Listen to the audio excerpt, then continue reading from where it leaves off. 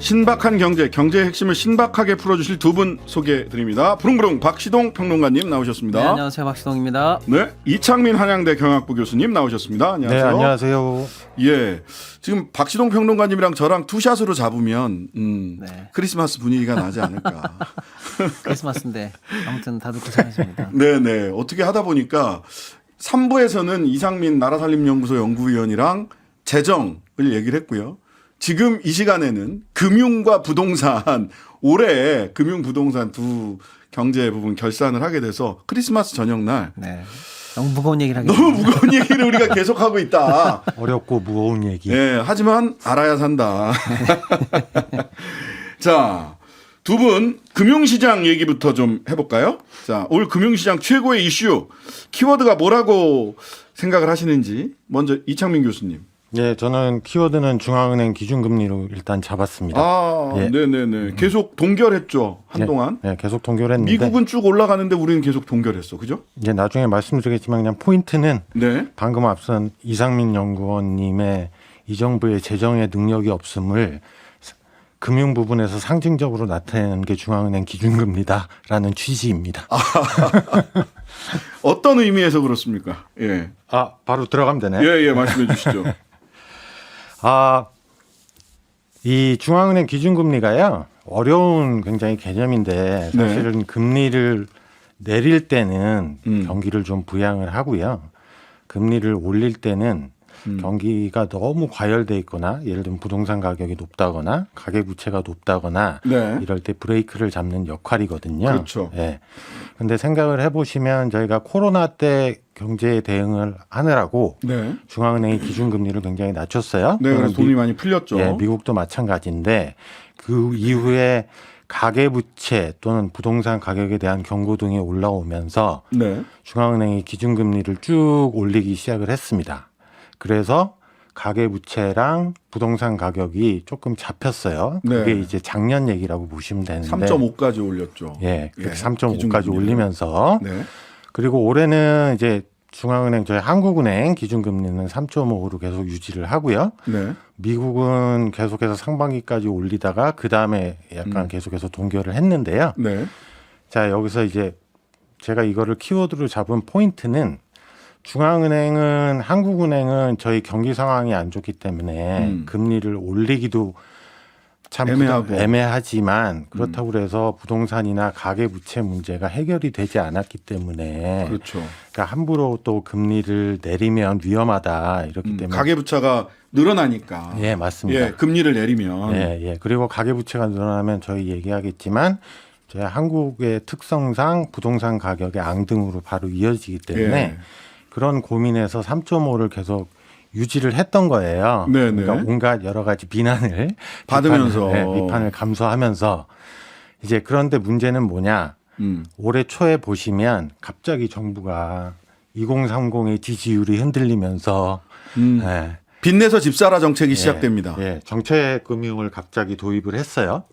그러다 보면서 통계를 보니까 저희가 한 4월, 5월 올해 봄 그때부터 다시 가계부채가 올라가기 시작하고요. 주담대. 예, 부동산 가격도 다시 앙등을 하기 시작했습니다. 그러니까 여기서 제가 중앙은행의 기준금리를 포인트로 잡은 건 올해 평가만 해보면 중앙은행은 나름대로 노력은 했는데 네. 결국 대통령실, 기획재정부 외 중앙정부, 행정부처가 역할을 제대로 못하고 철학 없이 흔들리는 바람에 네네. 엇박자가 생겨서 문제가 생겼다라는 말씀을 드리고 싶어서 이거를 키워드로 잡은 겁니다.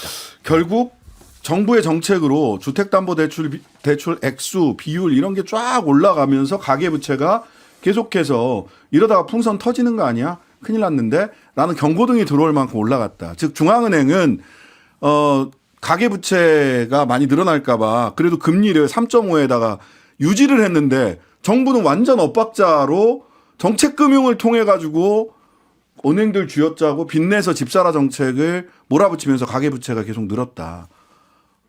굉장히 정말 이래도 되나? 근데 거기서 그친 게 아니다. 또 얼마 전에 또 정책금융 원희룡 이제 전 장관인가요? 아직? 네, 예. 아직은 현 장관. 아직은 현 장관인가요? 아니다, 전 장관입니다. 네. 그 임명이 됐습니다. 예. 예. 근데 얼마 전에 또 이런 관련돼서 정책금융을 냈잖아요. 네. 그렇기 때문에 이게 또 하나의 내년에 금융시장에 혼란을 주고 있기 때문에 이것 때문에 이제 내년에 중앙은행의 기준금리 정책 이것도 덩달아서 좀 혼선이 올 것 같다. 뭐 이런 생각이 좀 듭니다. 이게 전부 다 내년 4월 총선 때문에 이러고 있는 것처럼 보여서 전문가들이 보기에는 굉장히 불안불안하고 이렇게 해도 되나 하는 정말 고개를 갸우뚱하게 하는. 그러니까 방금 교수님 말씀에 잠깐 네, 첨언을 박시동 드리자면은 평론가님. 핵심은 한국은행이 이제 고물가에 대한 대책으로 고금리를 이제 구사한다고 하면 사실은 경제 전방위적으로 굉장히 고통이 가중되는 정책이거든요. 그렇죠. 금리가 높으니까 많은 분들이 힘들죠. 예. 그런데 왜 필요하냐면 그 고금리를 하는 동안에 사실은 물가가 빨리 잡히고 그래야죠. 하라고 이제 고통을 어느 정도 참을 수밖에 없는 불가피한 선택인데 네. 그 동안에 사실은 정부가 정책적으로 보조를 맞춰줬어야 되는데 그렇죠.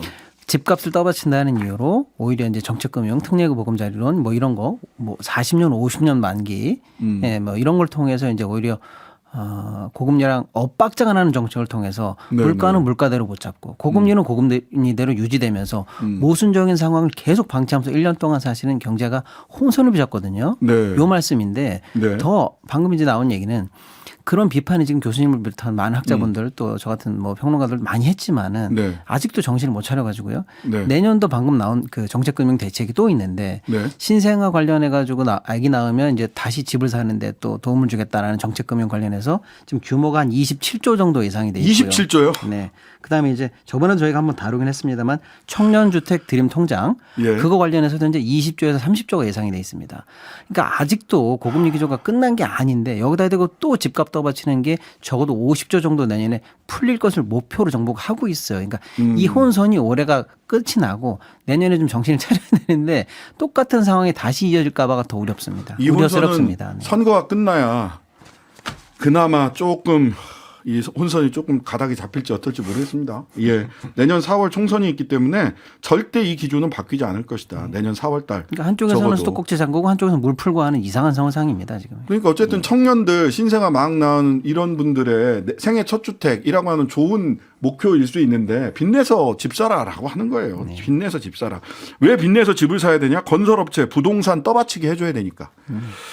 자, 박시동 평론가님은 올해 금융시장 키워드로 신뢰가 붕괴된 증시 이걸 꼽아주셨어요. 네, 어떤 의미신가요? 저는 일단 올해 금융시장 중에서는 역시 신뢰가 붕괴된 증시다 이렇게 한마디로 요약을 해드렸는데요. 네. 방금 뭐 우리가 부동산 얘기도 했지만 결국 부동산 거품이 많이 꼈다. 그러면 네. 이제 건전한 돈이 있다면 어디에 투자해야 되냐? 그럼 당연히 증시로 투자해야 선순환이 될 네. 거 아니겠습니까? 근데 막상 증시에 투자하려고 봤더니 올해 증시를 돌아보십시오. 미국 같은 경우에 예를 들어서 뭐 IT 관련한 뭐 요즘은 M7이라고 하죠. 네. 그런 기업들은 지금 75% 이상 올랐고요. 다우도 사상 최고치입니다. 다우존스 지수. 우리는 지금 연초하고 똑같아요. 중간 잠깐 올랐던 건 다 토해냈습니다. 네. 그러니까 증시가 왜 이렇게 됐냐. 네. 왜 이렇게 그럼 됐습니까? 부동산 하지 말고 증시 해라라고 말하려고 봤더니 성과가 이런데 하라고 하겠습니까? 돈이 어디 갈 데가 없어요? 그렇죠.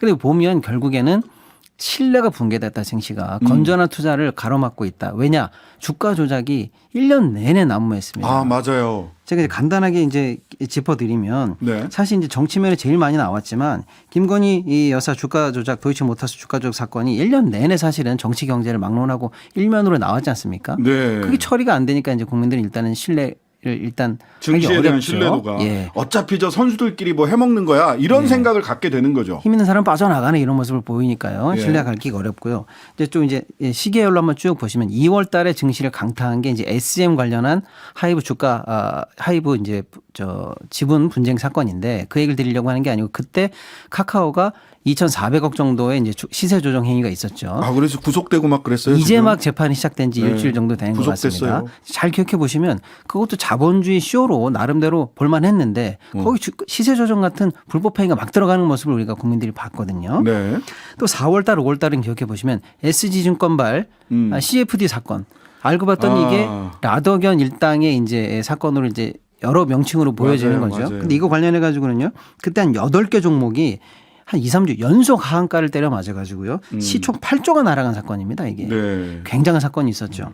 그게 또 끝이 아니에요. 보니까 6월 달에는 5개 종목, 방림 등 5개 종목이 또 또 연속 하한가를 맞았는데 이것도 아마 많은 분들이 기억하실 건데 특정 커뮤니티 리딩방이죠. 이것도 굉장히 유명한 분이 속해 있는 슈퍼개미 그렇죠. 리딩방. 예, 여기는 또 선행매매가 들어가가지고 불법 리딩방 관련한 패턴이 이제 또 제기가 돼가지고 한 5개 종목 연속 하한가를 맞았고요.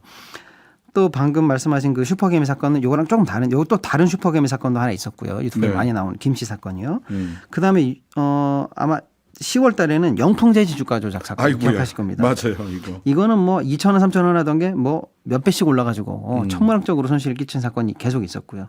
또 당장 11월 달에는 이제 파도 뻥튀기 상장 사건이 있었는데 주가 조작은 아니지만 주가 조작이나 거의 마찬가지인 가치 없는 기업들을 보고서를 속여가지고 뻥튀기 상장한 사건, 네. 맥을 같이 하는 사건들을 쭉 보면은요, 개미들이 도대체 이 시장을 믿고 투자할래 할 수 없는 무법이 난무하는 시장이 됐다. 그게 아마 올해 금융시장을 통해서 제가 꼭 키워드로 다시 한번 되짚어보고 싶은 부분입니다. 네. 공매도 전면 금지도 결국은 올해 있었죠. 그렇습니다. 그것도 사실은 공매도 전면 금지도 굉장히 중요한 이슈인데 네. 그건 하나 자체도 굉장히 큰 이슈입니다만 제가 드리는 말씀은 이제 일단 주가 조작 아닙니까? 근데 잘 네. 보세요. 지금 공매도가 금지가 됐어요. 네. 평소에 공매도가 있었으면은요, 허무맹랑한 뉴스가 나오면은 주가가 빠지지. 공매도가 그 해머로 머리를 쳐가지고 결국 주가를 못 오르게 하는 그런 기능도 사실 있기는 있습니다만 네. 지금 금지 기간 아닙니까? 네. 이때 지금 일어나는 일들을 보시면요. 뭐 그 한동훈 총리 이정재 배우가 밥 먹었다고 해서 그 해당 종목이 지금 7일 상한가를 보이질 않나 해서 지금 현재 소문이 퍼지면은 지금 그 삽시간에 주가 조작이 이루어지고 있다는 의심이 있는 종목들이 계속 나오고 있어요, 시장에. 근데 그것도 재밌더라고. 한동훈 비대위원장 선임이 확정되니까 전부 다 폭락했어. 또 빠졌죠. 한동훈 관련주가 다 폭락해요. 그 본질을 보시면은요. 검찰 권력하고 뭐지? 검찰 권력하고 친하면 이 종목은 이제 조사받지 않는다. 이런 믿음 시장이 있다는 거거든요. 아, 그러니까 증시의 신뢰도가 빠지고 사실은 금융에서 신뢰가 빠지면 금융 망하는 거거든요. 그럼요. 금융 큰일인데. 관련한 여러 상품들의 이름에 우리는 다 신탁 뭐 이렇게 네. 들어가 있거든요. 그 영어로 하면 트러스트예요. 트러스트죠. 금융의 믿음. 핵심이 신뢰거든요. 자, 이 부동산 시장도 간단하게 결산을 좀 해보겠습니다. 아까 이창민 교수님이 정책금융이 집값 상승을 부추겼다. 엇박자가 세게 났다. 또 부릉부릉 우리 박수동 평론가님 심지어 이게 내년에도 이어진다. 그리고 한탄을 해주셨는데, 자, 박시동 평론가님 올 부동산 시장 최고 이슈 뭐라고 보십니까? 저는 뭐 부동산 PF 위기를 일단 꼽았습니다. 아이고. 지금 뭐 노출 잔액만 해도 약 134조 정도 PF 노출이 되어 있는 상황이고 부실 위험이 지금 날이 갈수록 깊어지고 있고요. 특히 초기 단계인 브릿지 PF 단계를 지금 못 벗어난 상황에서 그러니까 초기에 브릿지 PF로 하고 그다음에 브릿지를 지나고 나면 이제 본 PF로 그렇습니다. 넘어가는데 브릿지 PF가 안 되는 상황. 그런 상황에서 지금 이자 비용이 계속 천문학적으로 쌓이면서요. 중소건설사, 중소증권사에 지금 굉장히 부실 위험이 높아지고 있는데 이게 1년 내내 지속된 상황이거든요.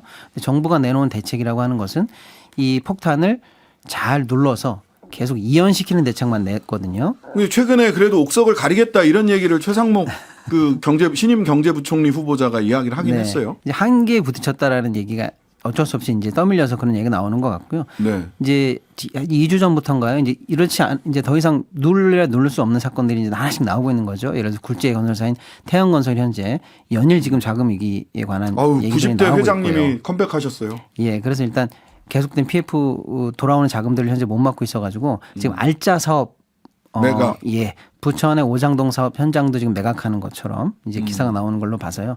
올해는 아마 이 PF 위기가 부동산 시장에서는 제일 큰 이슈가 아닐까 이렇게. 그래서 부동산 전문가들이 꼽아봅니다. 4월 이후를 잘 봐야 된다. 그때 진짜 되게 힘들어질 수 있다 이러던데. 근데 부동산 PF 이게 엎어지는 거는 금융시장으로도 이 위기가 급속도로 전이 된다는 거 아닙니까? 이 네, 교수님? 뭐 이것도 그러니까 대출이니까요. 근데 저희 보통 보면 대출이 어떤 부분에서 대출이 하나가 망가지면 금융기관들이 이제 자기들이 돈을 확보해야 되니까요. 금융기관들이 돈을 확보하는 방법은 이제 신규 대출을 줄이거나 아니면 네. 다른 분야의 대출을 회수하거나 이렇게 되는 거거든요. 그렇죠. 그렇게 되면 결국은 저희가 표현을 하기로는 금융 부분의 위기가 실물로 전이되는 통로가 나타날 가능성이 굉장히 높고요. 네. 그다음에 저는 마지막으로 말씀을 드리고 싶은 건 아까 박평강님이 이 정부가 어떤 시장의 신뢰를 무너뜨렸다 이런 얘기를 하잖아요. 네. 근데 아까 전에 금리랑 조금 연결시켜서 말씀을 드리면 네.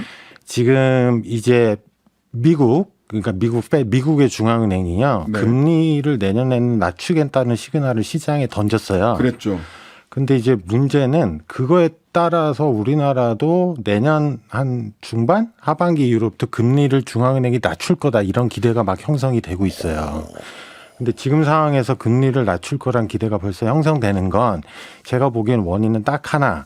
어차피 내년에도 정부는 긴축 재정하고 경기 부양 안 할 거니까 결국은 중앙은행에 팔을 비틀 거다 이런 건데 자 여기서 이걸 부동산하고 연결시키면 네. 지금 가뜩이나 정부가 막 정책금융 남발하면서 부동산에 대한 약간의 이상한 기대를 형성시켜 놨는데요. 네.